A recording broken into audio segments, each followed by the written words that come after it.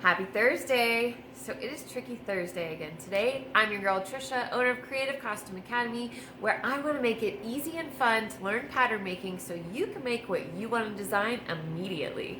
Today, I'm going to be talking about a fake cover stitch. For those of you who don't know what a cover stitch is the way they often finish off the hem of many knits. So it's a double row of stitching and it looks like serging in the back, and it still allows the fabric to stretch. So if you have a cover stitch machine, you put that under the machine and you can sew your cover stitch right away. It's not usually a foot or an attachment that you can add to another machine easily, so you have to have a whole separate machine to sew a cover stitch. A lot of times, there are some exceptions, but they're also really finicky. I do have one. I don't use it all that much, and I want to tell you, before I got my cover stitch machine, before I needed it for work, I used this little trick and sold and made money off of the garments using this trick. So I can verify that it does work and it works great and it looks great.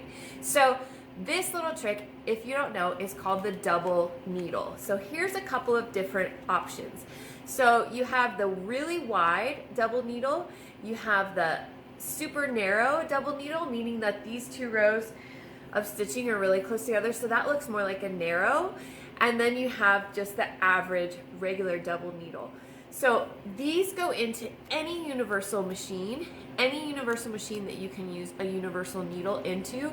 And what you do, actually, I'm not even going to explain it to you. Let's go over to the machine. I'll show you exactly how it works and how nice it looks. So here we go. So here is the double needle just installed where the regular needle is, and you just screw that in, and I'll show you the threading, but yes, this sometimes happens where it twists between the two needles, and that's totally fine and normal. And you can see I have two spools of thread that are going to be threaded like normal. So I use this thread holder for one spool, and then a cup is another great way to hold these big spools in place. And then you just thread your machine as normal with both threads.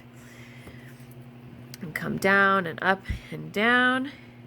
So for your piece, you want to actually serge the edge of the hem. You don't have to, but it does give it more of that professional look. And yes, I'm using contrasting thread so that you can see what I'm doing. You would obviously want to use matching thread, but I thought that this was good. And then you just hold your tails back, and like I said, you threaded like normal, and then you just split it down here. You thread one thread into one needle and one thread into the other, and you do have to sew from the right side.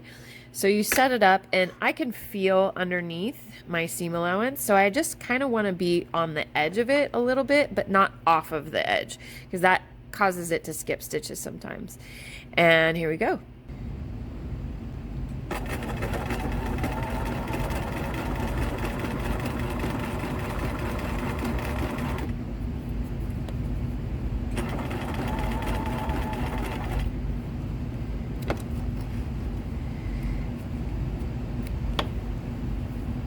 So that's how it turns out, and because it's a cover stitch or a fake cover stitch, it will still stretch. Now, I was a little wobbly. I'm kind of looking in the phone and whatnot, but this is what it looks like on top. And the way that it works is the bobbin thread actually goes from one needle to the next, so it creates a zigzag in the back, which is how it's able to allow it to stretch. Now, if this was the same color thread, it would look a lot nicer and looks like a very professional finish, like a cover stitch. And I'll be completely transparent with you. The first go I had with this, it got a little wonky and started knotting up on me. I don't know why. They are a tiny bit temperamental, and you have to be careful. Sometimes they skip stitches depending on the fabric that you're using, or if they dull pretty quickly. So it is handy, and I use a lot of these, but there are pros and cons to everything. But there's your fake cover stitch. I hope you enjoyed that, and thanks for watching. See you next week.